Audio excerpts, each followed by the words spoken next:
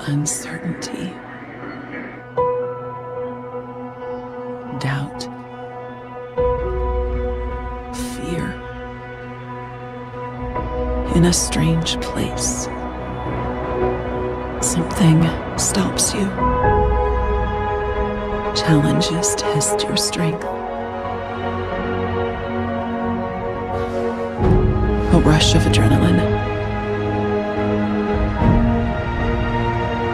the light, the air. It is the moment. You elevated.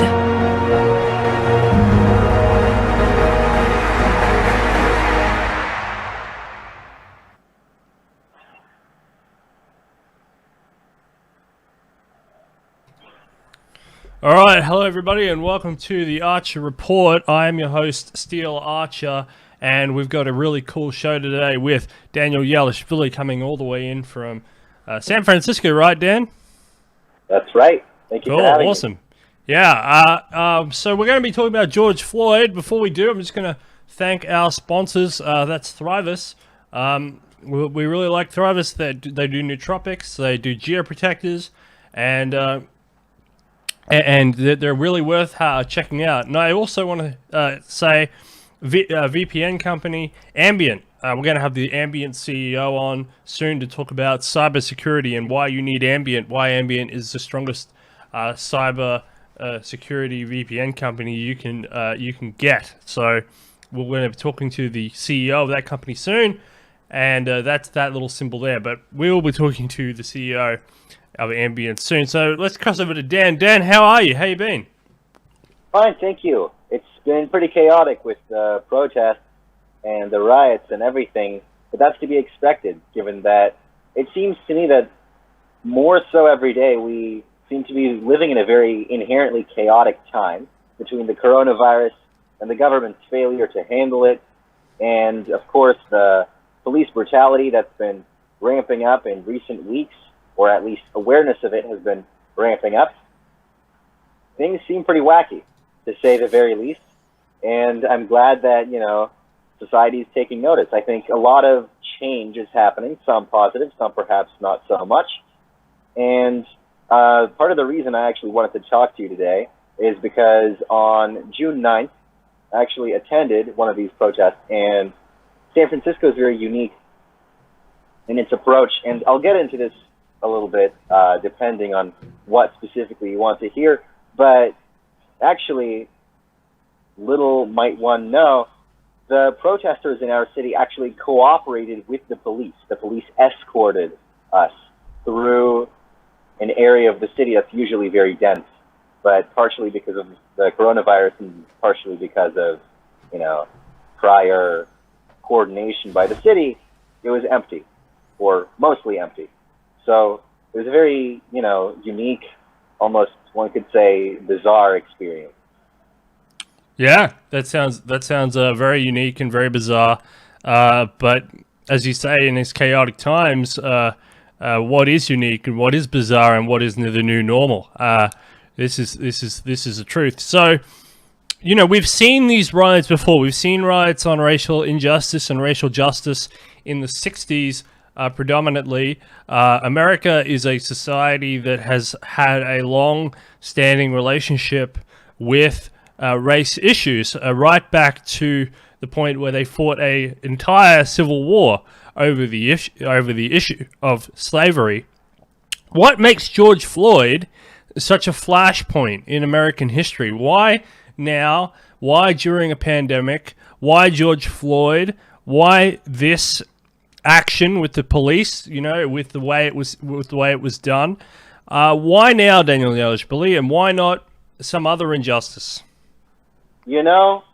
It's actually very auspicious, I would say. It's no coincidence. Perhaps it's more than a coincidence that George Floyd died during a pandemic, because the way pandemics and viruses are categorized in the field of medicine is by three criteria, or the way a pathogen of any kind is categorized is per three criteria: virality, morbidity, and mortality. And in a way, not in the scientific sense, but more poetically, more metaphorically perhaps, George Floyd's death actually maps very well onto this method of assessment. It was, compared to other incidents of police brutality, much more viral because it was filmed, not by a news crew and not by a security camera, but by a passing stranger, which in my view not only makes the filming of George Floyd's death more relatable, it also makes it more viral. You can stop a security tape if you're a government official and you want to prevent a panic. You can stop a news recording if you're the owner of a news company. But if a citizen uploads something to the internet, it goes viral a lot more quickly, and it's a lot more difficult to stop. So I think that was a factor in the propagation of awareness of George Floyd's death, the virality. The morbidity is, of course, another factor. Nobody likes to see a person get shot. You know, any way you frame it, any way you slice it, it's absolutely devastating. I think having watched the video of George Floyd's death, and I should note that it's available for the New York Times on YouTube, but it's very, I found it very morbid. It was difficult to watch. At certain junctures, I had to pause and actively, look away because it was very difficult to look at. It went on for 8 minutes and 46 seconds. It was prolonged. You could hear him call for his mother. You could see the officer, Derek Chauvin, kind of pressing his knee onto Floyd's neck, right? It was compared to other such incidents, it was very morbid. If you compare this to the prior deaths of Ahmaud Arbery, who was jogging and got shot because people thought he was, an escaping criminal, right?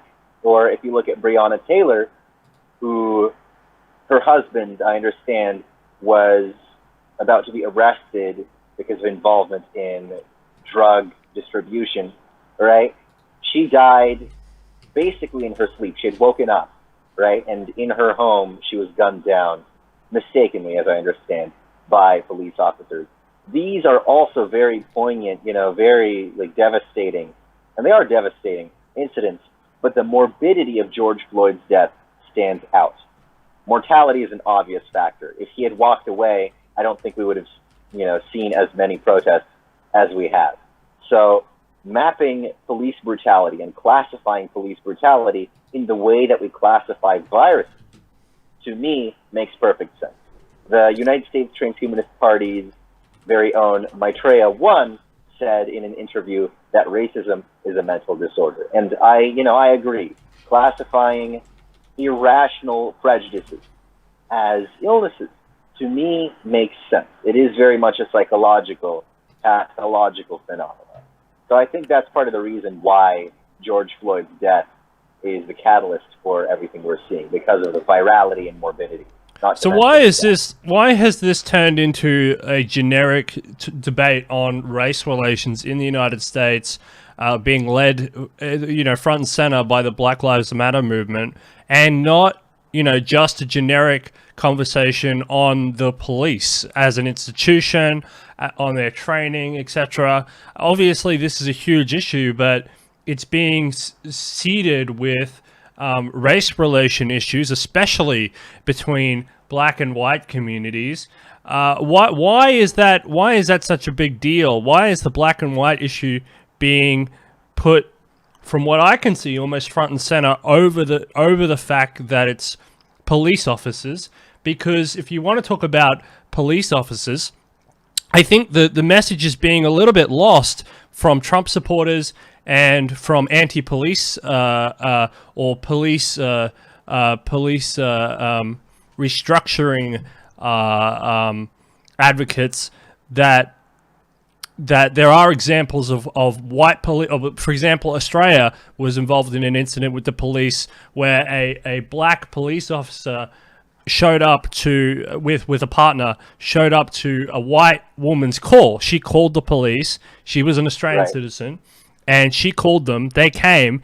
He shot her in her pajamas, and she died. And it became an international incident. Obviously, an Australian white woman, but there was no cries of racism, etc. And people came out to support the police officer, and so people are confused in that way. So again, are people why is this a race issue, and why isn't it just a police issue? Why is it boiled over into this race issue? Is it because there is systemic racism within the police force, even though you have cities and counties and police, sheriffs who are black, for example, in America? Why is it a race issue, and why is it not just a generic issue on against the police? Why is this turned into a race issue? Well, a lot of that has to do particularly with American history. If you look at the history of slavery, for example, you mentioned earlier the Civil War and the ensuing abolition of slavery, the amendment, the constitutional amendment that actually abolished slavery, the 13th from my recollection, contains a clause with a caveat that exempts a certain form of slavery from abolition. And this is in the Constitution. It's written in it verbatim. I'm talking about the prison labor clause, where slavery on the basis of race is abolished with the exception of penal slavery. And of course, prison laborers aren't enslaved on the basis of being black, but the way the clause is written implies that if you're in prison, your labor may be used for whichever purposes the government sees fit. In Australia or in Canada, for example, you still see racial tension, but the history of legislation enshrining certain forms of racism isn't exactly prevalent. That's one reason. So the existence of the prison labor clause and the disproportionate imprisonment of black Americans dates back to certain perceptions of America, both by the government and by the citizenry, as institutionally racist. Now, another moving part to this is Black Lives Matter. They're not just a movement that represents black people. They're very much black populist, where the politics that they advance are far left, in contrast, by the way, to most black American citizens. They're liberal, certainly, but they're moderate liberals. They're left of center. They're very likely to vote for Joe Biden, for example. And part of the reason Bernie Sanders didn't make it to the Democratic presidential nomination was because black supporters weren't interested in him. He lost the black vote. That's a major failing. That's a major failing of the far left in America. It doesn't attract enough black voters to carry itself to the presidential election. So that's another reason why this is happening. That we don't just see aggrieved, minorities in America. We see movements speaking on their behalf. Now, whether or not black people feel represented by the movement for Black Lives is not for me to say. But I can tell you that statistically, most black Americans are moderate liberals. They are very much concerned about systemic racism. They perceive America's legislation as inherently institutionally racist to some extent. And in the midst of panic, chaos, and urgency, populist movements, far left, far right, libertarian even. We saw Rand Paul and Justin Amash some time ago. Libertarian members of Congress admonish America for not ending mandatory minimums and not otherwise being soft on crime. All these movements are rising up because of urgency. This is an urgent issue to a lot of people because they feel like historical forces in America's life, in American life, are building to a climax. And this leads to the potential of extreme civil unrest like we saw in the 1960s. The far right is particularly concerned with this. They call it the Boogaloo, or the Boog for short. And this is a reference to an old movie, Breakin' 2, Electric Boogaloo. And the idea is that it's this, right-wing meme floating around. The Boogaloo is this idea of a civil war that's going to happen in America in some time. And the reason that word is used is because it's crazy. It's related in that way to the idea of clown world, right? That we live in a world so crazy that only a clown would have to be in charge of it or organizing it. So everything that's happening is indicative of increasing civil unrest, historical forces building to a climax between certain groups of people, and legislation not keeping up with the people's priorities. Okay, cool. So, do you think that this is the moment of reckoning in America where race relations will finally be healed? Do you think that this is the moment? Because, if you listen to a lot of the arguments on the right, the arguments are, the African American population is 40 million. They've been there for as long as whites have, or just slightly less amount of time. Yeah. They're well entrenched into the system. They're given affirmative action. There's plenty of programs. They have, all sorts of concessions that Asian Americans, Jewish Americans, Hispanic Americans, lots of different minority Americans, Native Americans, they don't have. They don't have these sorts of concessions. And it makes them confused because, especially when you get feminists or you get, employee type people, they get very confused in the statistics because, it's like, why aren't there so many black programmers in the United States? Why are there so many Asian programmers? Why are there not so many Hispanic programmers, but there's certain minority groups that just push ahead statistically. And then, these minority groups, especially Asian and Southeast Asian and Asian professional career types, who are a big minority. They're less than 5% of the population.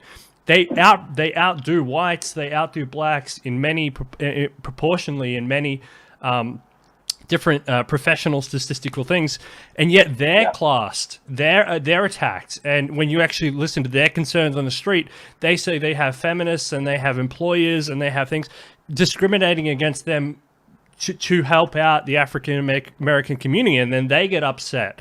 Hispanic Americans get upset in this way, because they're new to the country, and they're trying to say, we're here.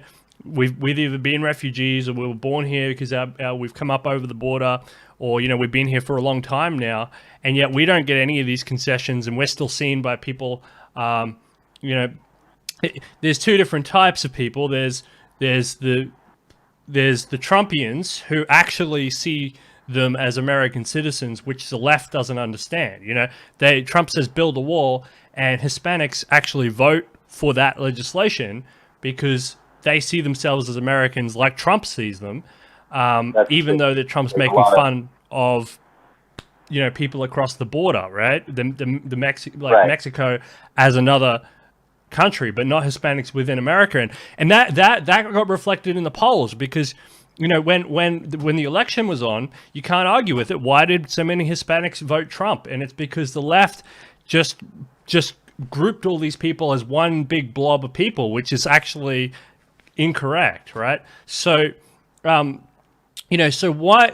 do you think that we're finally having a reckoning, and that after this round of concessions or whatever, the constitutional play or whatever, you think they tear every statue down, whatever, will that finally solve the race issue in America, and we're not going to have another one of these civil bouts in the future? Or do you think this is a systemic problem?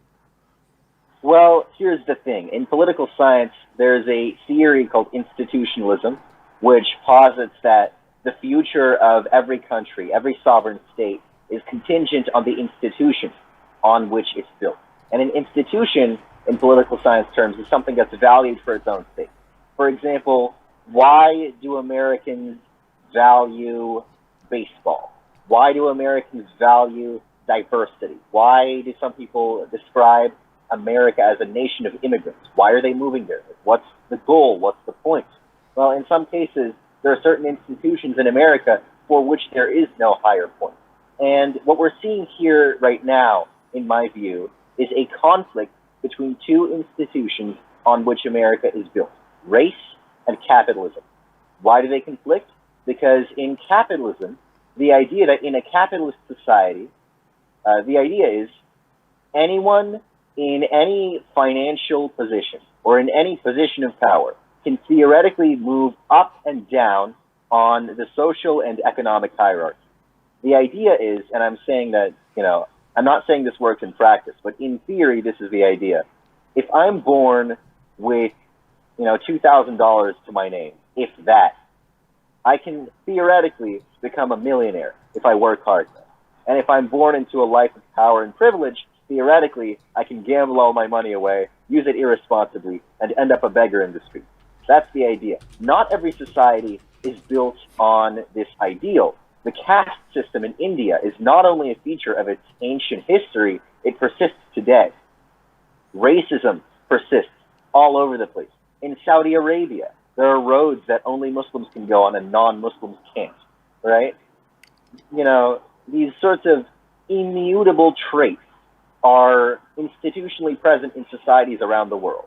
And capitalism, unlike race, values mutable traits.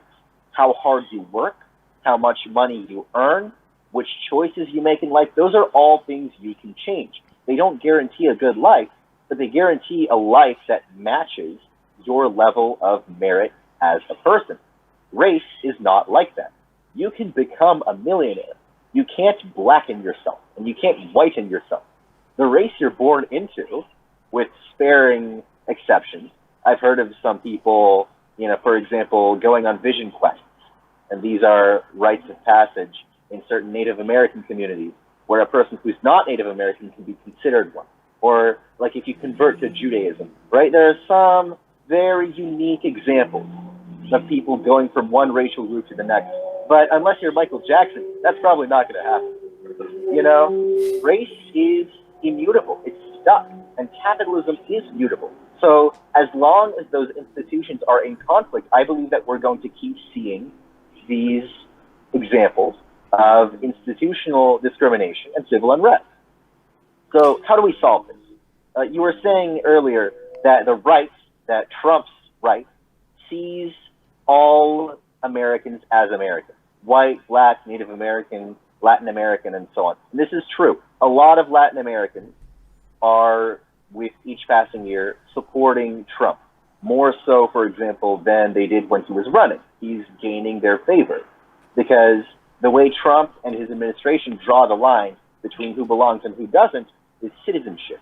Trump is cracking down on illegal immigrants and non-citizens because he thinks citizenship is what makes someone American.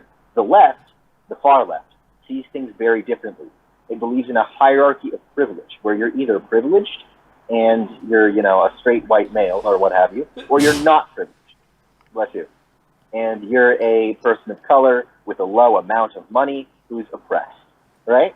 So we can either harmonize race and capitalism, abolish capitalism, which is what the far left is trying to do, or abolish race and not catalog it on the U.S. Census, which I think is theoretically a good idea.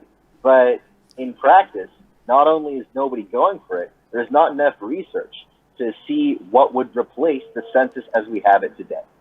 So unless we solve that problem of those conflicting institutions, I don't think things are going to get better. Well, there has to, what do you think about this admission that there is different races? Because, the left tried to say for a while and abolish the idea of race. You say, what about different races or ethnicities? And the left would say, there is no such thing. Humans are universal. Humans are all equal. They're all the same. But then all of a sudden, they scream about race relations nonstop as if it's an actual construct. And then you say, well, is race real or not? And so they say, well, I guess it's real because I need to use it now because blacks and minorities are being persecuted by whites. And, this whole notion of white silence, that you can inflict pain simply by existing on minority communities or racial communities. It's a strange notion, but it's nonetheless true. So the left has to come to an agreement that race is a real thing if they want to push through with these agendas, right? So you could abolish the census and the race idea, I guess, and just table Americans. But again, the left really has to decide where it sits on this one. Do races exist? Are there different races of people? Are there different ethnicities of people or not? Because they're afraid to answer that issue. You ask them straight and they'll say no. People are universal. But there are different types of people within the universal of exactly the same that are oppressed, and that doesn't make sense. I think they have to accept it, and they don't like to do that, because as soon as they do, then you end up with science coming in and biology coming in and scientists and facts, and it starts to swing in, and then people start to talk about IQ, and people start to talk about evolutionary traits and why people are different and stuff like that, and the left can't handle those arguments. The left doesn't want to talk about any of that. So you're at an impasse there where the left is essentially lying to itself and others and making the debate harder. And black African Americans want to be recognized for what they are, and they get caught between this universalist notion, which is the comfortable notion, which is a pseudo science, and then the actual reality, which is race relations, which is what we're having problem with, and it's something uncomfortable for the left to talk about, but yet they have to talk about it, but they don't want to talk about it because it opens up a whole uncomfortable box, which they're uncomfortable with dealing with, because they've been lying for the last 50 years on a lot of the notions of IQ. For example, is IQ a thing? And in many contexts, especially academic contexts or whatever, IQ is a standard, normal way of measuring, intelligence. But then suddenly it's not. It's suddenly a taboo topic, and I think the left has to really think about what they mean and what they want on this issue. What do you think? So the reason this impasse exists is because of an ideological shift in the far left before and after the 1960s. Before the 1960s, the figureheads of the left were people like Karl Marx, Friedrich Engels, Leon Trotsky, Vladimir Lenin, and so on. These are members of what's called the old left.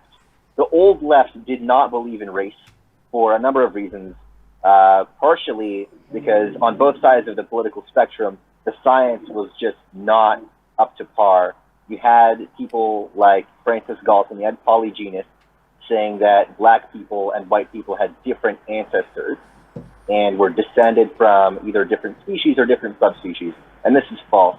You also had people saying that there are no dividing factors between differently colored, shall we say, human beings on a racial or ethnic level. This is also false.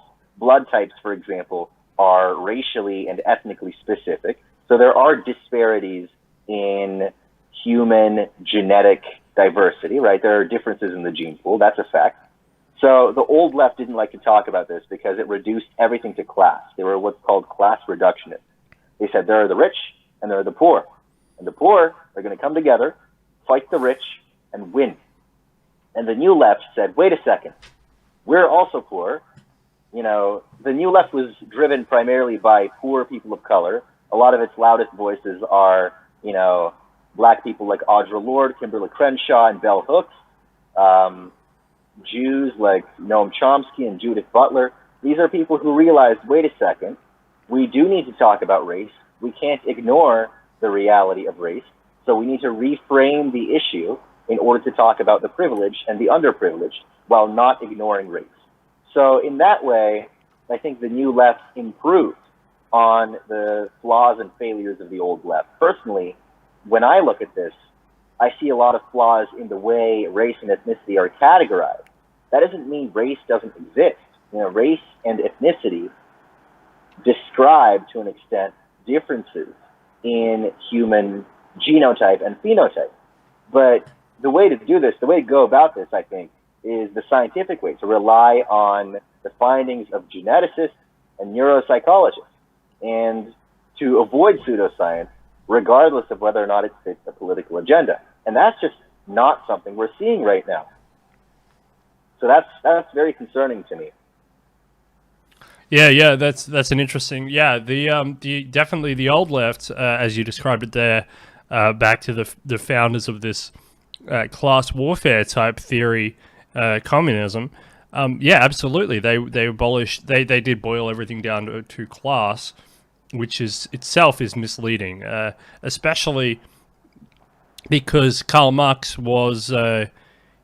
He knew about Charles Darwin. He definitely knew about Charles Darwin, and he knew about. And he was skeptical of religion. He always thought of religion as a mechanism of capitalism, and so he ignored that issue, which is kind of sneaky. I think it's a sneaky way of avoiding the issue.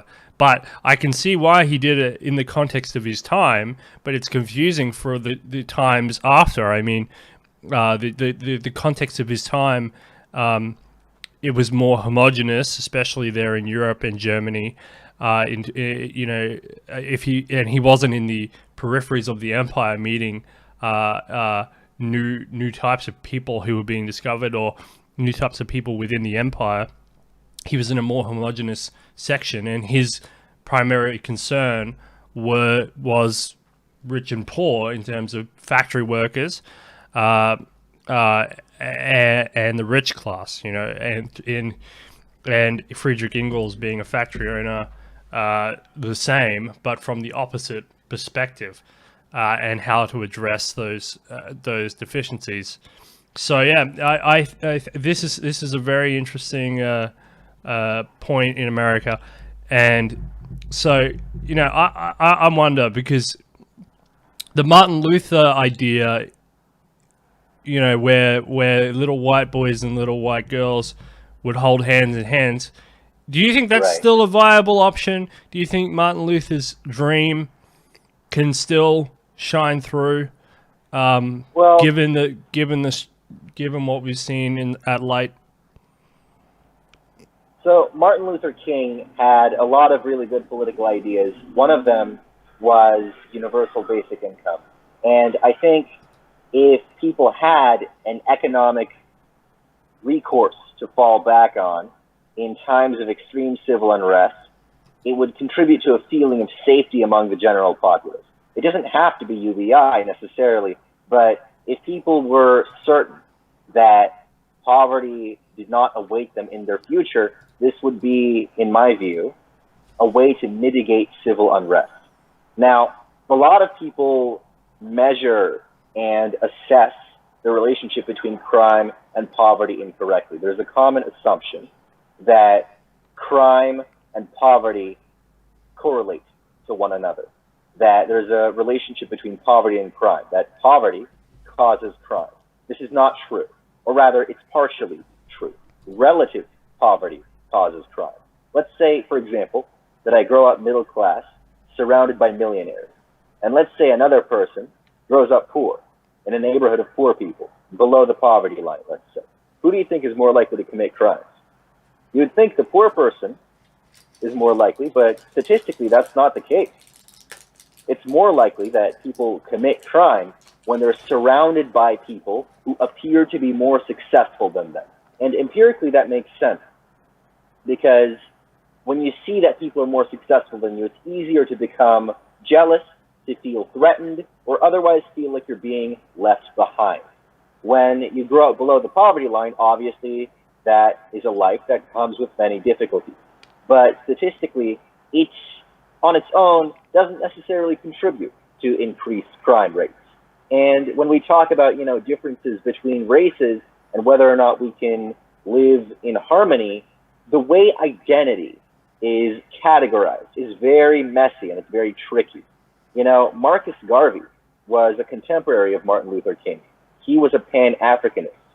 He believed, he was also an activist. He was actually from the Caribbean.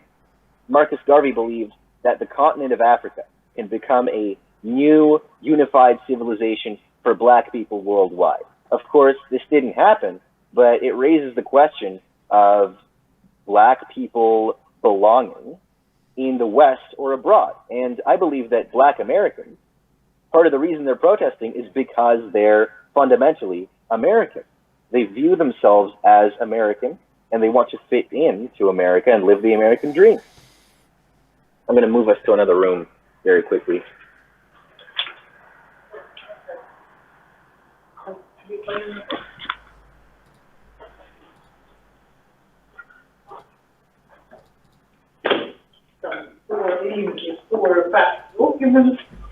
Well, these are very interesting sentiments. Yes, Pan-Africanism is an interesting concept, by the way.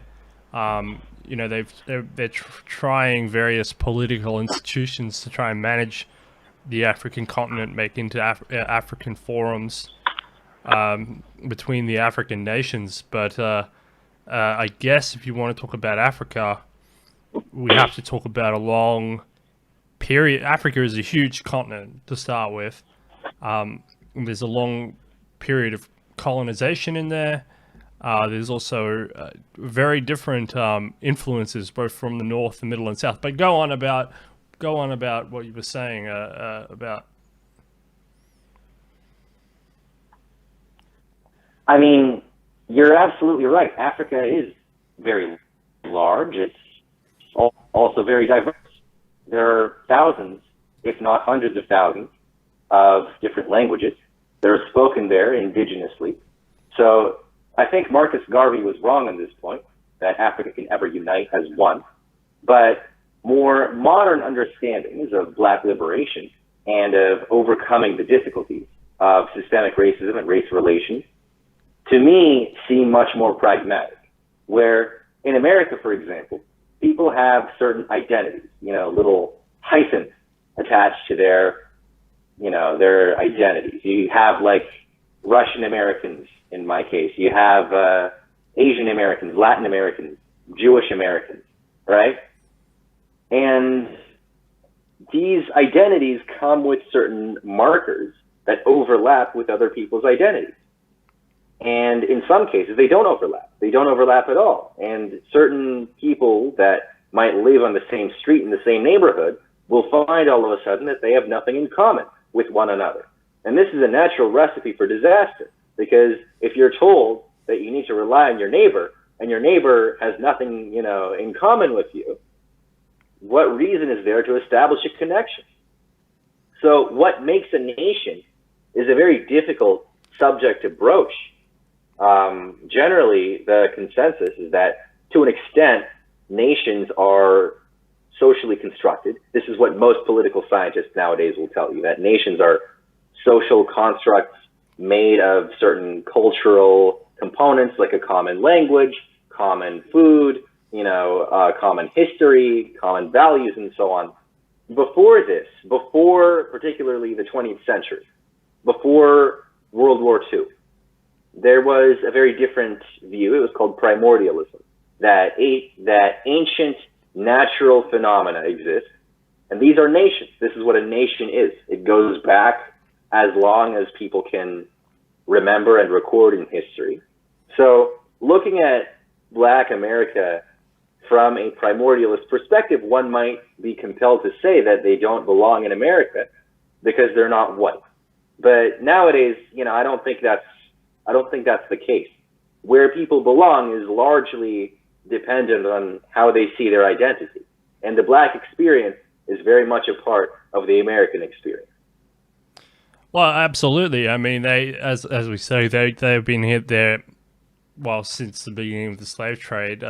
They didn't come there exactly willfully, as many others have done. Through the values espoused by the Statue of Liberty, give me your huddled masses, and the fact that America was founded on a freedom, an identity of the individual, as opposed to an identity of the collective. This does make America a very complicated society, built on essentially values of Americanism.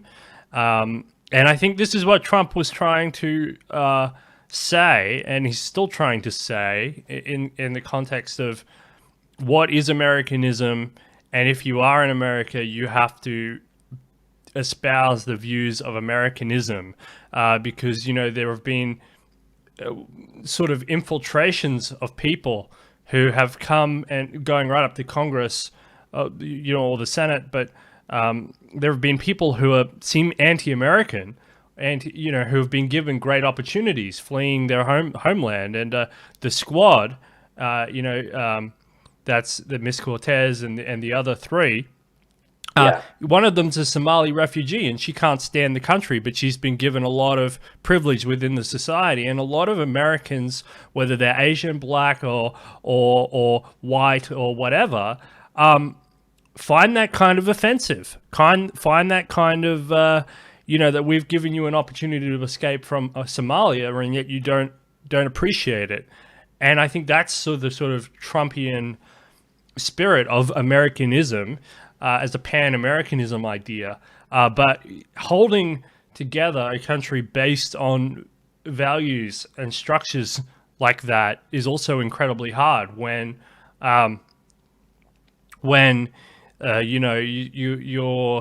you do have natural, or quote unquote natural, sort of inclinations to breaking off and doing and wanting to form your own sort of conclaves. And we see this within racial groups, whether racial groups want to form and become their own communities, or religious groups.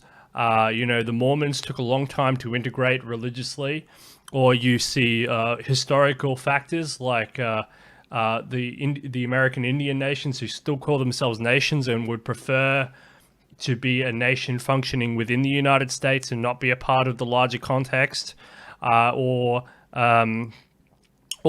certain states that don't find the rest of the union, whether that be California, or whether that be somewhere like California, that would like to break away and not be part of the larger union for different geopolitical or other factors based on its position within the union, its perceived position within the union. Yeah. So America in that way is it's a challenge to hold on to in that way. But it's a very unique country in saying that. But I always say that I've seen it before, and I've seen it in the Persian Empire. Darius, he was the same thing. He was ruling over a multi-ethnic empire that stretched from all over the Middle East, down to the Fertile Crescent, whatever. And this is a sort of, when you get a breakdown in the homogeneity of because the religion is not homogenous anymore. I mean, you've got a diversity of religions now. It's not predominantly Christian. Well, it is Christian, but it's not overwhelmingly Christian as it used to be. You've got different growing religions inside there. It's not overwhelmingly white anymore. I mean, you're at least 30% non-white and declining fast. The white population in America, based on the baby boomers, which are holding that statistic up, will slip into a non-white minority ruled country in the next 20-25 years. Right. So you've got a declining majority population. You've got a declining religious population. You've got a values-based population that is changing, and the Christian population actually is being popped up, and could have renewed strength from the Catholic influence from Hispanics, and I don't discount that. But the Presbyterian aspect, the longevity aspect of what America has seen traditionally as religion may change, and it may change to a more Catholic Christianity because of Hispanic influence over time. But that's yet to be seen, the religious battle there. And right now, it's not an overwhelming influence, but the Catholics are definitely a swing vote. If you're looking at running for president, you have to worry about the Catholic vote as a swing vote. Right. Trump obviously didn't worry about it too much by offending the Pope. But that may change. That might not be able to do that in the future. So, there are a host of influences that is trying to essentially tear the nation apart, including the race issue. Do you think that this white decline, especially with the baby boomers tipped to move into elderly care, and then in about 25 years or less, you'll have a minority ruled country? Do you think this quote unquote sort of white fragility might be why they're reckoning right now? Why whites are trying a quote unquote appeasement program now? What do you think about that? Do you think that whites are concerned about the declining the rate of influence? Well, I think that is a concern for a large amount of Americans. I've always said that the Republican Party is the party of the white Anglo-Saxon Protestant, and the Democratic Party is the party of not that. And if that's true, then that certainly explains the levels of unity and disunity among Republicans and Democrats, respectively, where you have... sorry, we disconnected for a second. You're all right. You're still here. What was the last thing you heard? Disunity. Right. So I think the interests that America's two-party system represents explain why there's so much disunity among Democrats and unity among Republicans. Because Republicans not only have a unified movement, they have a unified constituency. In the case of the Democrats, it's the party of black people, Latin Americans, Jews, Arabs, and everyone else who, it need not be repeated here, anywhere else in the world would frankly be tearing each other in half given the opportunity.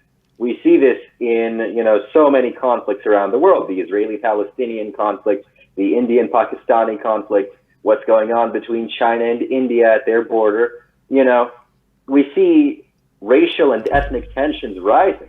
And this is explained, I think, by the incompatibility of America's institutions. So we need to decide as a country collectively, not in any one political party, but historically and academically, not to mention politically, just as a movement. As a movement, Americans need to decide if they are a country of race or a country of capital and prioritize their interests accordingly.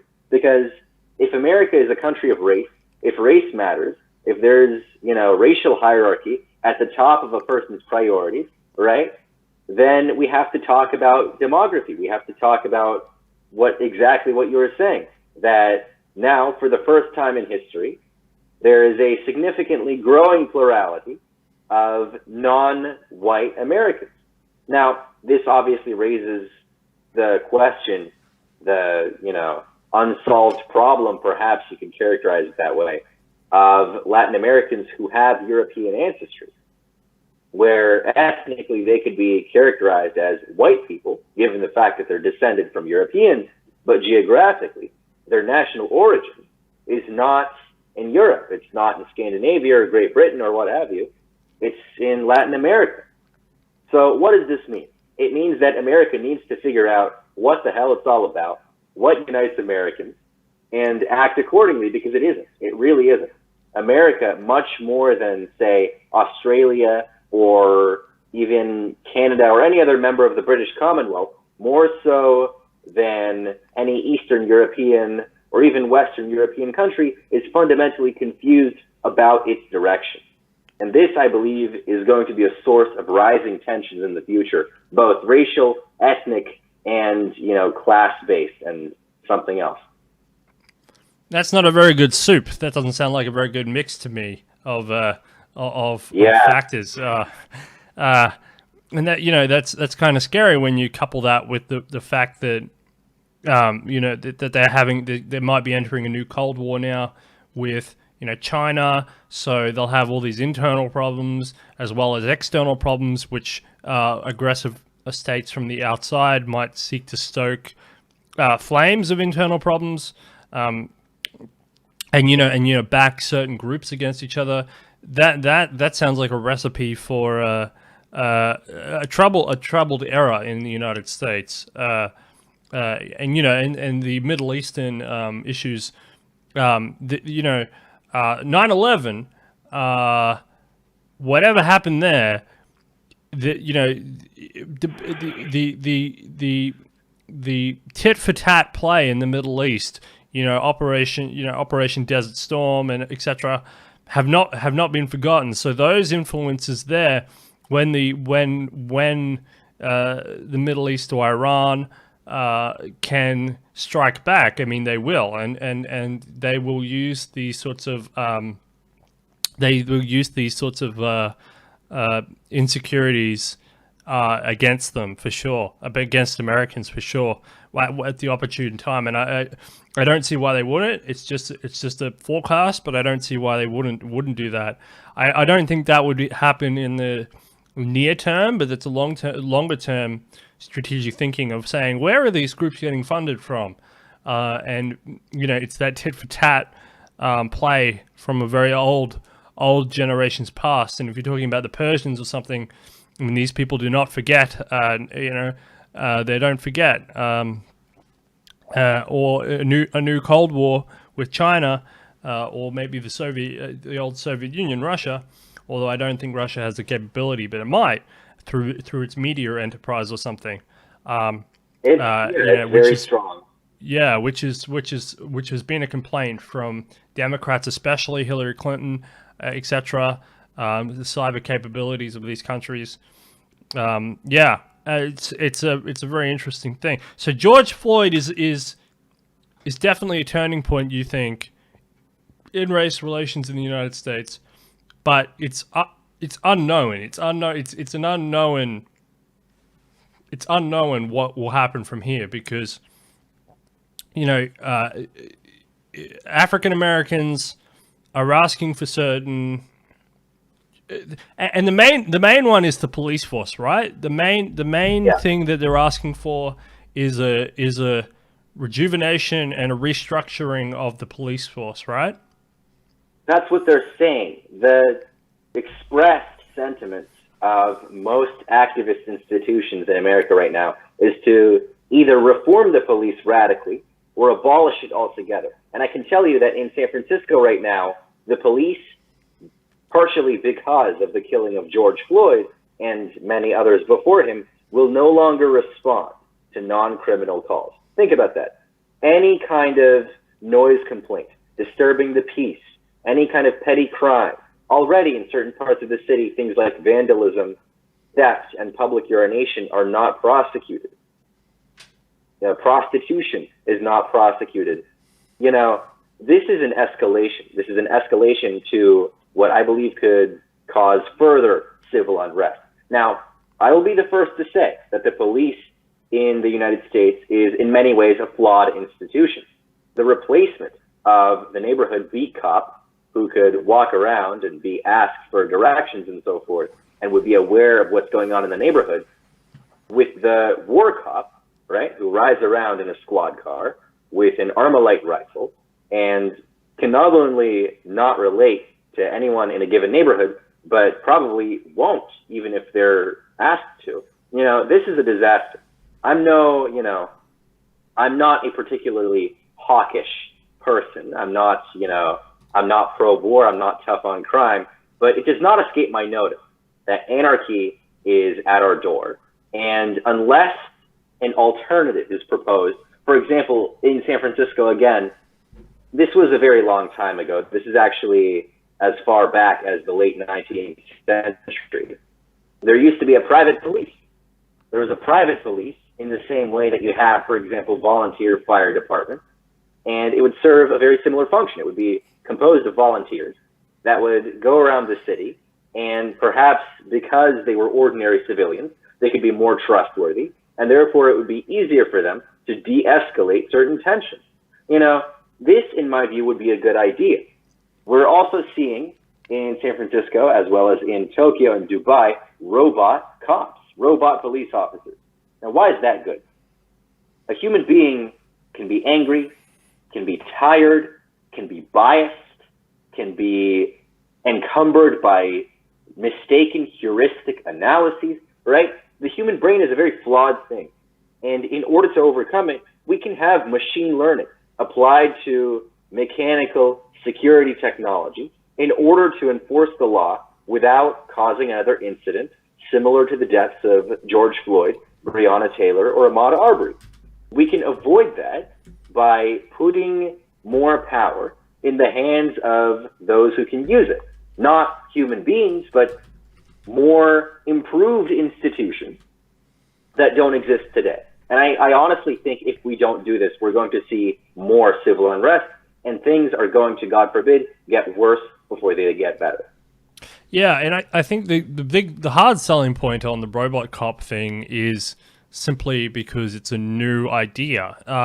People don't trust new ideas, but right now is a good time to talk about it because people are looking for a new idea, because they're saying abolish the police force.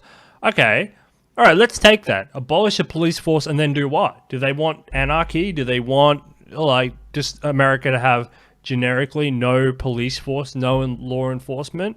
What would that mean? You know what that would mean? Actually, if you abolish the police force completely, well, then you would end up with right-wing Texans saying, well, this is why we got guns, and now we're going to enforce the law. And you'd have, the suburb hood people saying, well, this is our territory, that's your territory, and we've seen those gang wars going on and on and on, and they would become the new cops. And the new cops would rise from vigilante groups, essentially, who would be enforcing their version of the law for different reasons. Some would be territory, some would be resources, some would be benevolent ideas, etc. But you're essentially looking at a vigilante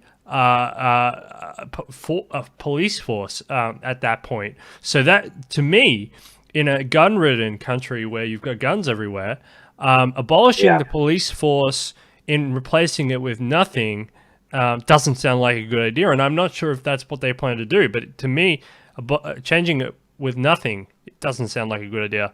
But changing it with something, robot police force, it sounds like a good idea. Now, again, we have a lot of software, a lot of coding, a lot of AI learning to process, a lot of human interaction to process. And I think, talking about the vast story, we've come a long way in terms of human face interactions.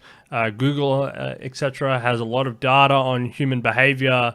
So does the NSA. There's a lot of data, aggregated there on human behavior, and there are roadmaps in sci-fi of how to achieve this. But if they're looking to replace it with something, yes, absolutely. I think computers or robots that would generically treat all beings as human beings, as citizens and non-citizens, and treat them all in a generic way, without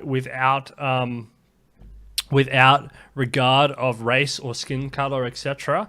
This would be great, and I think that if the complaints about the robots being racist, etc., after this point were continued, then you would know that there would be some sort of fraud in that, because the programming, unless there was a programming flaw, you couldn't argue that the programming would be generic, and it would treat all people, all citizens or non-citizens equally. They would be bigger and stronger than the humans, and they would regard life as the most sacred of the elements. So they would try and not. The robots would try and deliver justice, but not take life for fun. And we've seen that with a white man, for example. This is the same thing that happened to George Floyd, which didn't go on the news. But there was a white man who called the cops, and the police held him down for about 16 minutes. And they joked about him, and they said, "Is he asleep?" And he had died. So that was white cops killing a white guy who actually called them as well, or that black cop who killed that black woman, or what happened to George Floyd. This is a institutional problem with undertrained police officers in the United States, and there's a lot of calls around the world for police reform. But if you really think about it, what they're calling for is they're calling for generic justice. They're calling for justice that is on a level playing field, and only, by definition, only robots can deliver that that sort of justice, because it's programmed, it's generic, it's the same. It's quick, it's efficient, and they would be essentially the prime mover in justice delivery in globally. And it's I like it. A lot of people say that's terrifying. Well, the other option is you can continue creating corrupt police forces, and Australia or Japan or Sweden or there's plenty of other countries around the world. Dubai is getting robots right now. Actually, they've got robots running around their airports and things. I'm not sure how much they're doing right now with the borders being shut, etc. But they've got them. But we don't have this sort of systemic police corruption in a lot of the other countries globally. But here in Australia, we have Black Lives Matter, which are protesting for Indigenous affairs, saying that the 400 deaths in custody since the 1990s is unjust. Well, replace them with robots, and I agree with you. Let's get rid of the whole police mechanism and replace the humans with the robots, where everything's going to be generic. It's going to be a little bit stale, but you won't be able to argue. You can argue against a robot judge who will also deliver everything generically and non-racially and non-biased, and it will coordinate your argument against the law.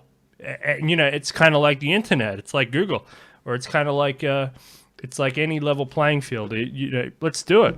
I'm all down for it. I mean, there doesn't seem to be a path forward but what they're saying is we don't want humans involved in the process, because humans are corrupt. Humans make mistakes. Yeah.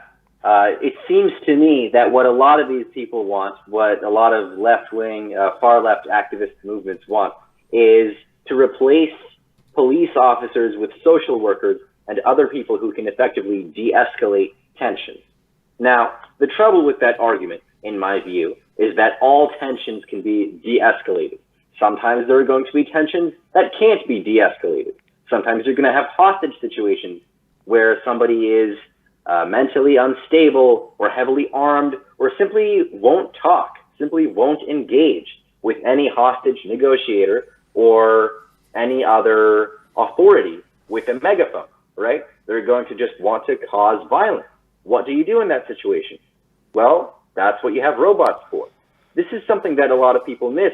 Not only can machine learning overcome the limitations of its own programmers. For example, if a machine is programmed with implicit bias against one race or one ethnic group, it can, use machine learning and use exponential growth in its cognitive function to overcome that bias, right? But a machine is more likely to withstand bullets. Yes, we can make robot cops bulletproof in order to aid those violent situations that cannot be de-escalated by a social worker. Now, realistically, if we get robot cops, they're probably going to be working alongside humans, at least until the software is sufficiently advanced to be autonomous. But in the distant future, that doesn't even have to be a necessity.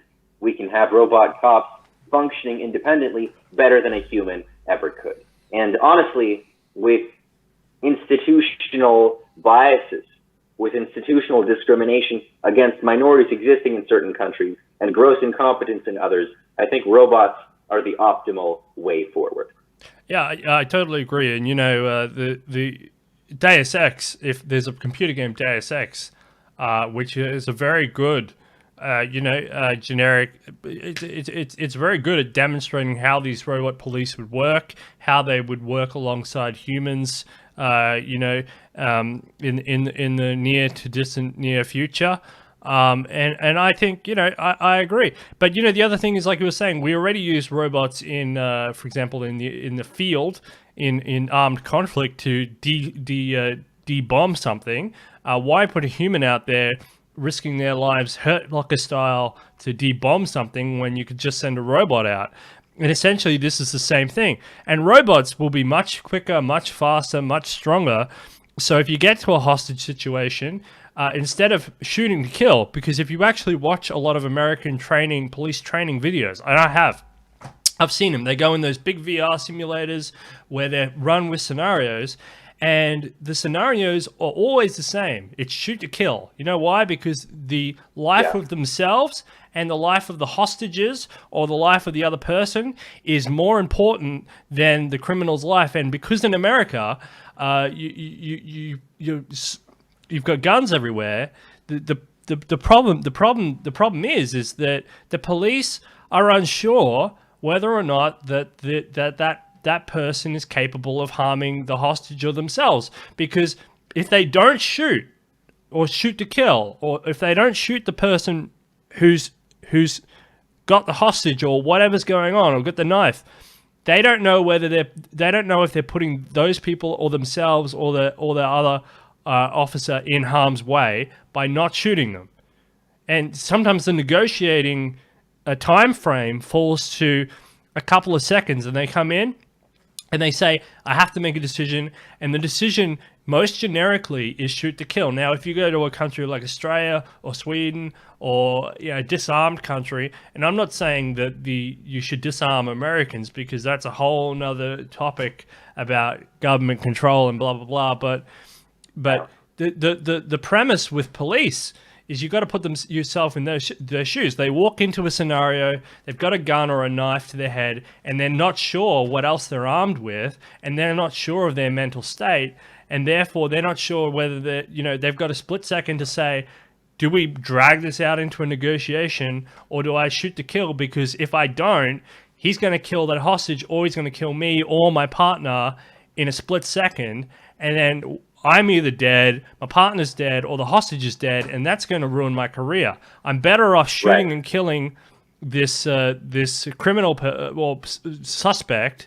I'm better off doing this and then going through the paperwork later, and having everybody saved, and then at least maybe being a hero at the end of it. It's a better calculation. So if you go into these VR scenarios, really with the police simulations, what they're really teaching them to do is you walk into a scenario and perfecting your aim on target. That's what they're really doing. You perfect your aim. You shoot the suspect every single time, and then at the end of that, they grade you and they say, well, did you get a kill shot? Where did you hit them on the body? You were too slow. You should have negotiated for 1 second more.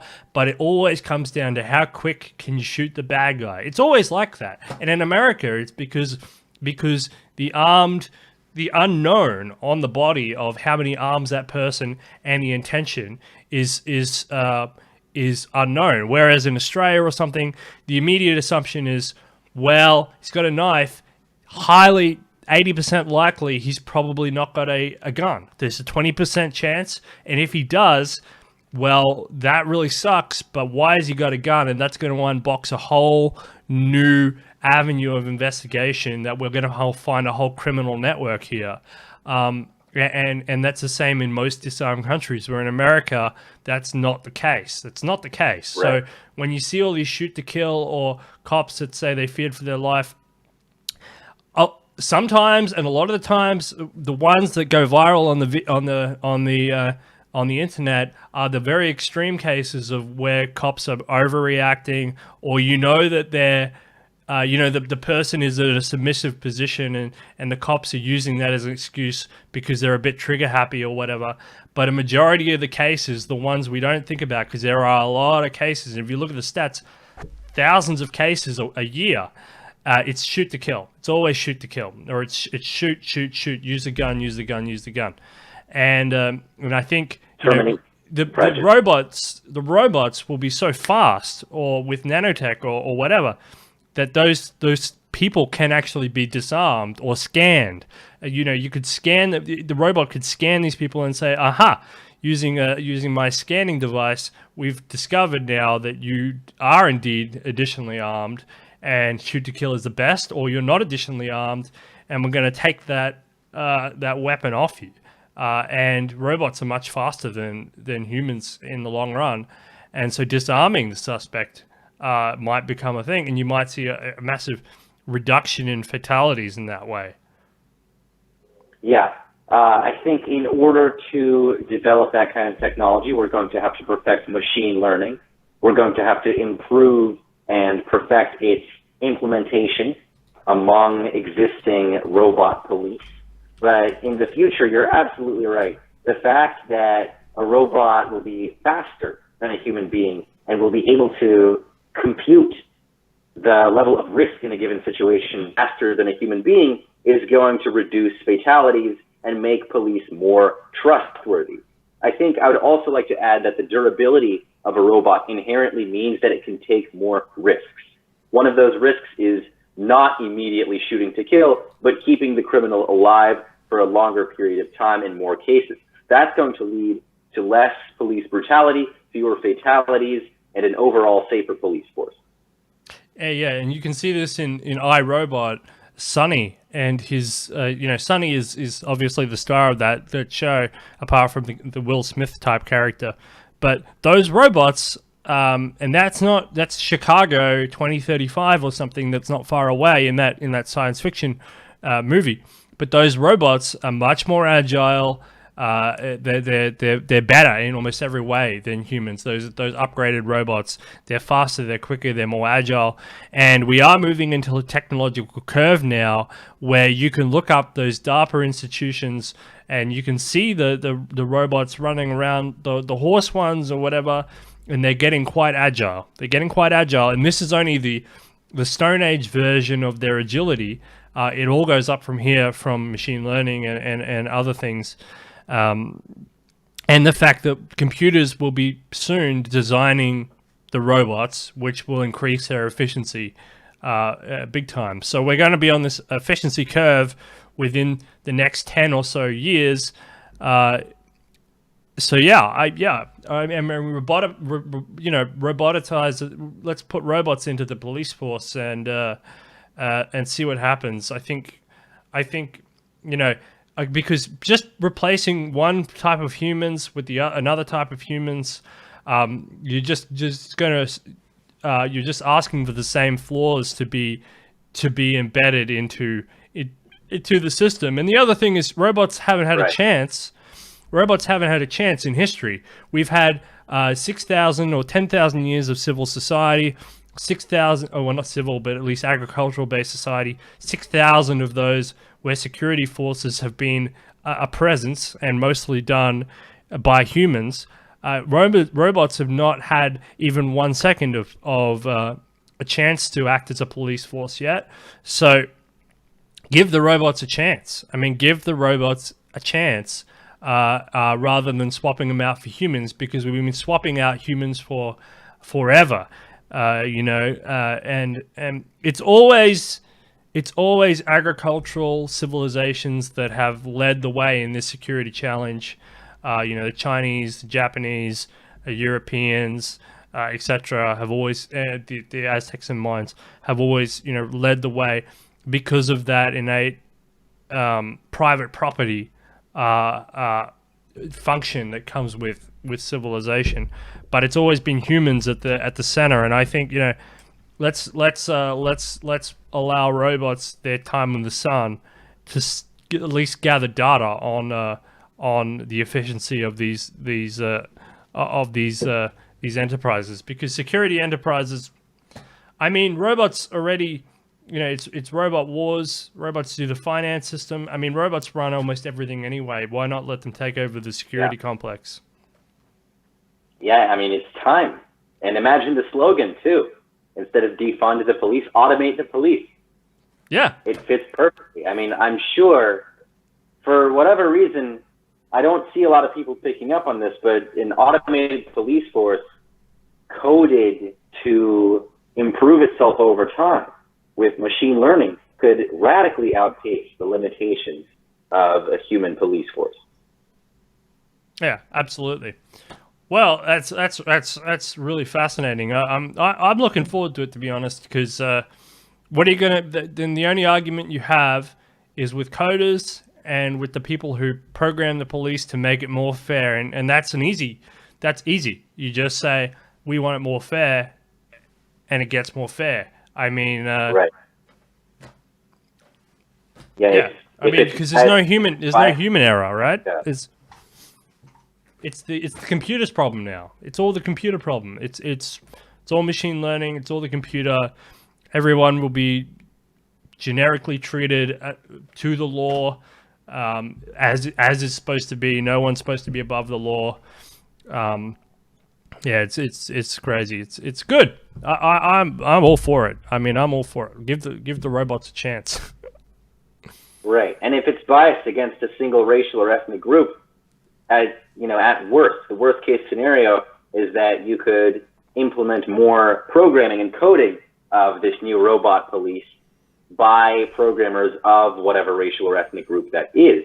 So whichever implicit biases are transferred into the robot are overcome. And, you know, with the implementation of machine learning, that shouldn't be a problem in the first place. In a place like America, I would see that would be a priority, for example, because of the racial justices. But if you do have an increasingly armed robot police force in a country, you know, you mentioned Saudi Arabia, for example. If the Saudis are going to be discriminating, that's an example. I'm not saying they are. But if there are regimes out there, North Korea, etc., that are going to discriminate against minority communities, then that would be up to the United Nations or the United States or some sort of international league to say, look, we know what you're going to do and we know what you're doing. It happened to the Armenians. It happened to lots of different people in the old Balkans or the Soviet Union republics or whatever. Look, we know what you're going to do. Give these people a chance to leave and take these people somewhere else, such as what happened with the Jews, for example, how they now have sanctuary in Israel. You know, allow people to leave before you build a robot dystopia around them. You know what I mean? You know, we should not allow the robots to become an oppressive tool of some sort of dictatorial regime that wants to robotically oppress people from afar through programming, whether that could be any regime or any state or anything like that. You know, these things need to be thought ahead of in time and looked at with skepticism, because if any regime out there wants to do that, the world community should rally and move those people so they don't get locked into a thing. And that goes for existing groups. I mean, right now, the Uyghur Turks in China, for example, are being oppressed by paramilitary police and military people, you know, from the Han Chinese. You know, that's the same thing if they were being oppressed by robot cops. And those people deserve sanctuary from the robot cops, just as they deserve sanctuary today, just as any minority community or any community that is, even if it's a minority oppressing a majority, like happened in Syria, for example.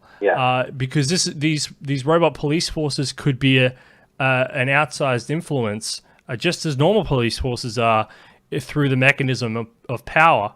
Or if you have a religious theocracy like Iran that wants to dictate over essentially a secular people, you know, these things need to be really thought about as a global community, and we need to have rules and regulations around the implementation so that these don't become dystopic, because it's not the robot's fault again, because these regimes do it with people and with laws, etc. Now they're just changing their toolkit to oppress people in a new way using a new technology. It's not a different story. It's the same story, but there needs to be a way to sort of ethically buffer against the unethical use of these robot cops, right? Yeah, I think you touched on something very important, which is freedom of movement, which the UN tries to safeguard. Personally, I don't think it does that very well. Existing, restrictions in international law tend to be usurped and circumvented very easily, as we're seeing, for example, on the UN's Human Rights Council, which is chock full of human rights violators. But freedom of movement is a very important liberty to have.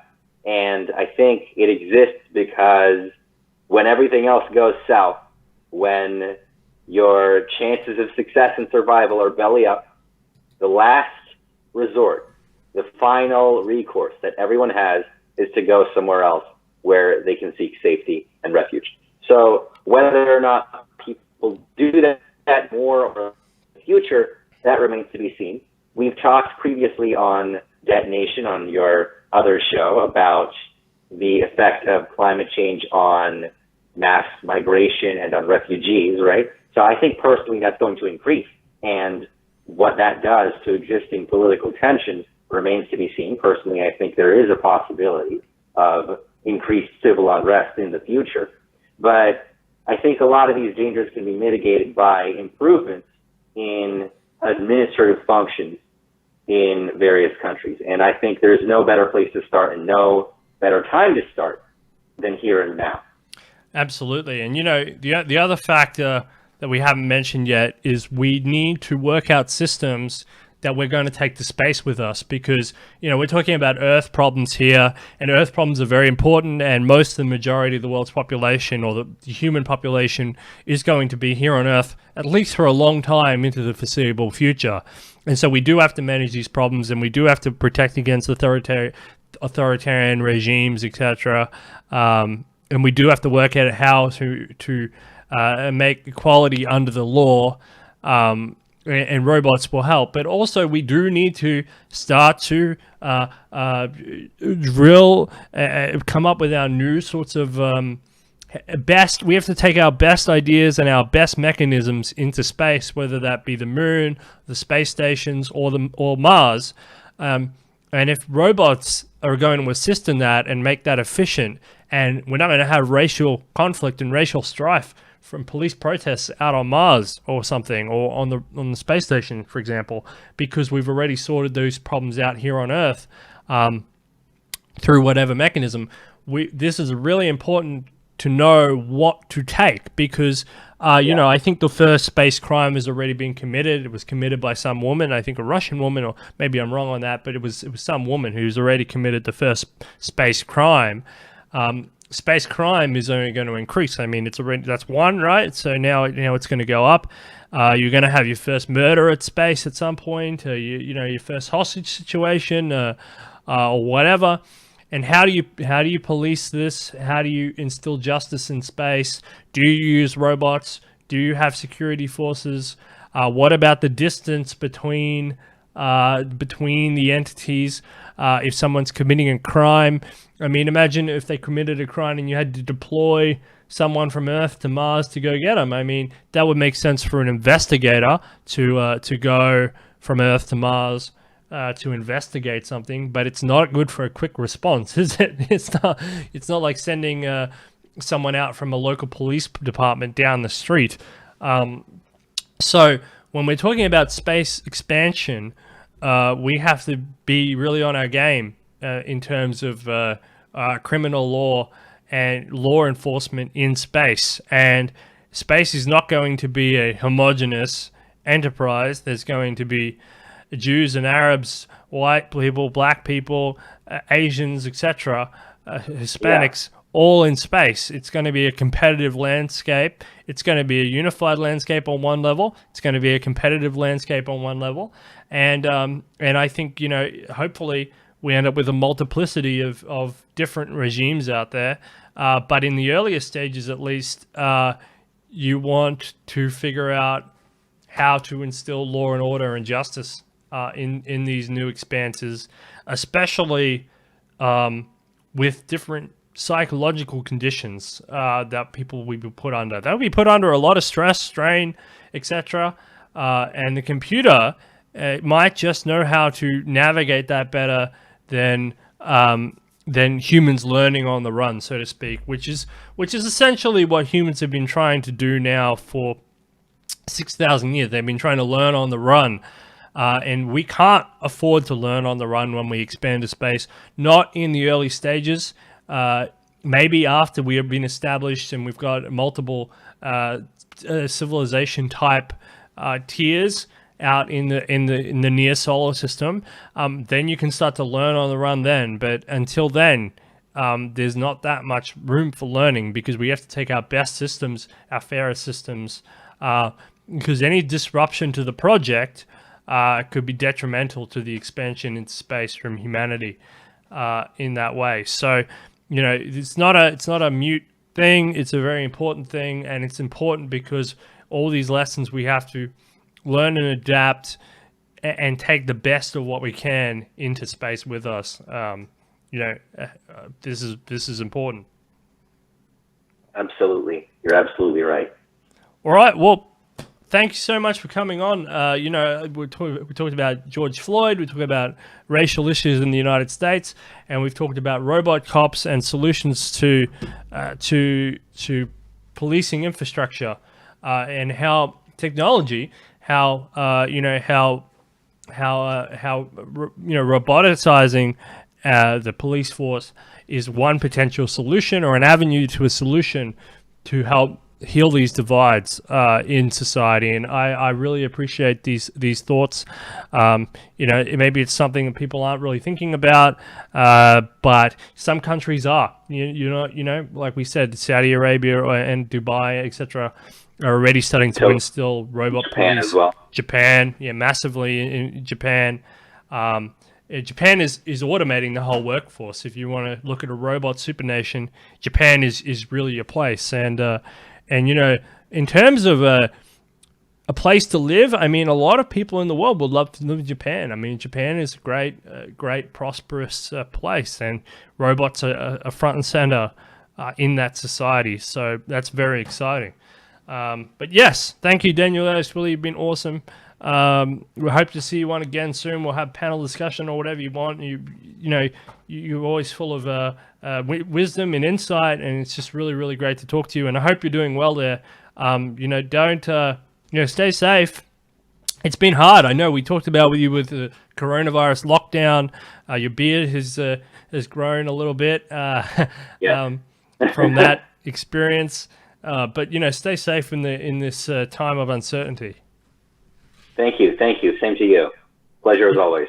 All right. Well, thank you very much. That's David Yeluashvili. Make sure you subscribe to the Archer Report. We've got a new channel here, the one that you're on now, and also check out Thrivous and the other great enterprises which you see here. Thank you very much, everybody.